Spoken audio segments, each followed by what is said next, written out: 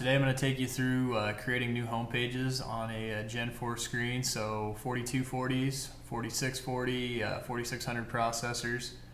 Those are all going to be part of that Gen 4 family. So to start this out, we're going to go to our menu button. We're going to go to applications, and then we're going to scroll down here once, and layout manager is where we're going to go.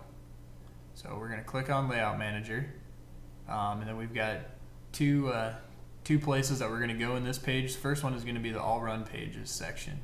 So in here, this is where we will go in to create a new run page. So we're going to hit add new.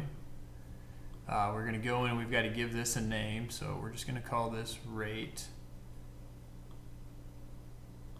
and hit OK. So we're going to add the rate controller now. So we hit the add module there. We're going to go to applications. And then we're going to go to the ISOBUS VT here, which is where our rate controller is hanging out. So as you can see, here's our rate controller page. We're going to click add.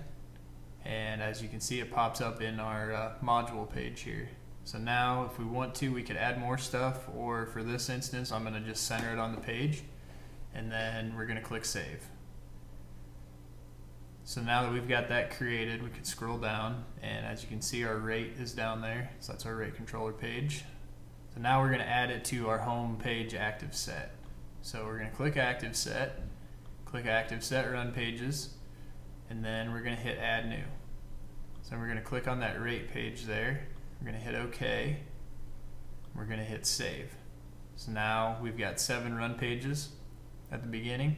So we're going to click X. We're going to X out of this, and if we scroll through our pages here, there is the controller page that we just made for our fertilizer system. So just as simple as that. If you want to add multiple pages, go back through that same process and you can add as many pages as you need to in there.